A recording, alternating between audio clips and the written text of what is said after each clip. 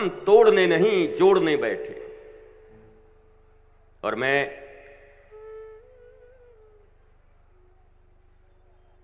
आनंदित और आह्लादित हूं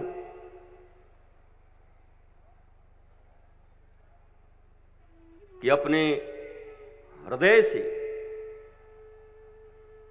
कभी कभी आपने सुना होगा, सोचा होगा, देखा होगा, आपके प्रिय आपसे कहते हैं कि मैंने तो अपना दिल निकाल के रख दिया, अब क्या करूं। तो मैं भी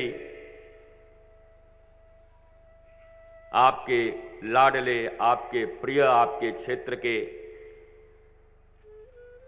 श्री बृजभूषण शरण सिंह जी हमारे तो बेटे हैं, पर उन्होंने भी अपना दिल निकाल के रख दिया है इस क्षेत्र और भारत माता के लिए कि राष्ट्र को कैसे एक करें। और ऐसे लोग वास्तव जब ऐसी कृति होती, और क्यों न हो, जिस राजा महाराजा दिलीप और नंदिनी माता के जो उपासक हों,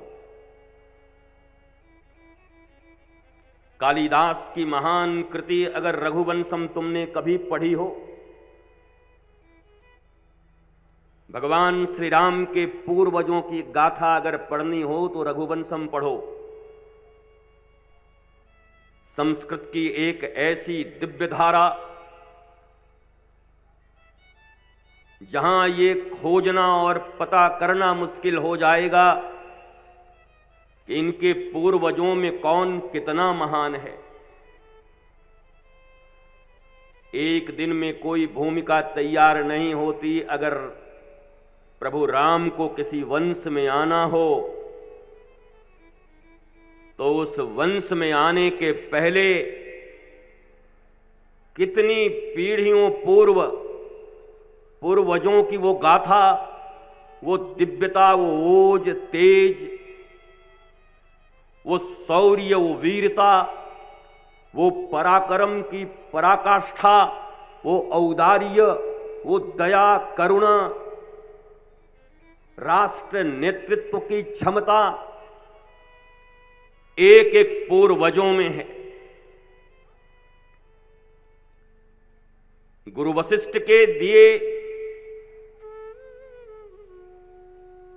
आज्ञा के अनुसार नंदिनी माता को एक राजा, चक्रवर्ती, सम्राट, पूर्वज सब चक्रवर्ती रहे,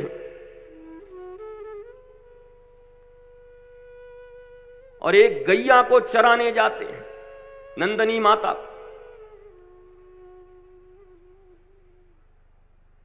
और सारे बच्चे बैठे हैं छोटे छोटे, ये सब तुम भी ध्यान से सुनो। कर्ण पुत्र और प्रतीक पुत्र, पुत्री सब बैठ के सुनो ध्यान से, छोटे छोटे बच्चे। आगे इस कीर्ति और यश को तुम्हें ही बढ़ाना है।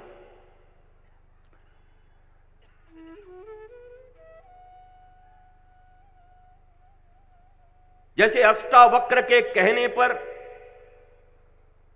राजा जनक अपने सिंहासन पर बैठे थे और अष्टावक्र आया गुरु के रूप में, और आकर जब सारे लोग हंसे तो अष्टावक्र ने कहा, मैंने तो सोचा था कि राजा जनक के कोर्टयार्ड में, दरबार में ज्ञानियों की भीड़ होगी, पर यहां भी लगता है चमड़े पहचानने वाले ही बैठे हुए हैं। जनक, धिक्कार है तुम्हारे ऊपर कि तुम्हारे वर्तमान भारत में हम ये समझते थे कि तुम्हारा राज दरबार ज्ञानियों से भरा हुआ है, पर आज देखकर इनकी कृति, इनकी व्यंग्यात्मक हंसी इस बात का परिचय दे रही है कि ये भी चमड़े तक के ही ज्ञानी हैं, उसके ऊपर ये भी नहीं है। देह, इंद्रिय, मन, बुद्धि, चित्त, अहंकार और तब सप्तम द्वार पर आत्मा, इन 6 द्वारों को जो भेदता है वही इस जगत में आनंदित, आह्लादित राजयोग में जीता है, बाकी तो मजबूर और मजदूरी करने आए हैं इस पृथ्वी पर। इन 6 चक्रों को भेदना पड़ेगा।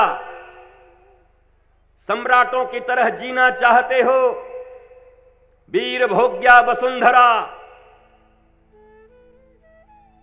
एक तरफ भगवान राम के लिए अयोध्या की गद्दी उपस्थित थी, पर उसका परित्याग करके वन वन में भटके और केवल सीता हरण होकर के सीता का खोज उनका लक्ष्य नहीं था, क्योंकि सीता तो साथ ही गई थी,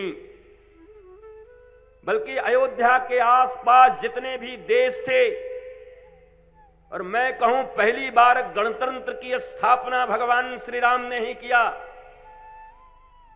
इसीलिए इस राष्ट्र कथा में राम राज्य की भी परिकल्पना का, राम राज्य की परिकल्पना का पूर्ण विस्तार किया जाएगा। भगवान राम, भरत जी, लखन जी, शत्रुघ्न जी, और कोई कारुणिक पक्ष को व्यक्त करने के लिए राष्ट्र कथा का आयोजन नहीं है। वो कथा कभी आयोजन करनी हो तो भरत राम संवाद पर फिर से आ जाएंगे तुम्हारे बीच में 3 दिन के लिए। तुम्हारे आंखों से अश्रु निर्झरित होते रहेंगे। महात्मा भरत और राम के प्रेम का रसपान तुम कर लोगे। पर ये कथा केवल और केवल राष्ट्र को एक दिशा देने के लिए, खंडित हो रहे राष्ट्र को जोड़ने के लिए हो रही है।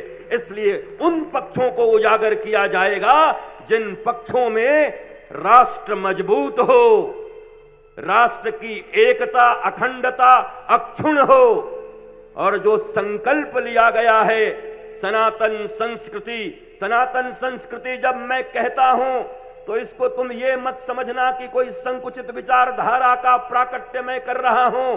इस व्यासपीठ से अगर कोई सनातन संस्कृति की बात कर रहा है तो ये गौरव के साथ कह रहा हूं कि भारत में रह रहे 140 करोड़ लोग ही सनातन संस्कृति के मानने वाले हैं। भले ही उनके पूर्वज कभी कहीं चले गए हों, पर संस्कृति सनातन ही थी, सनातन ही है और सनातन ही रहेगी। और वो भी मानते हैं, सब मानते हैं।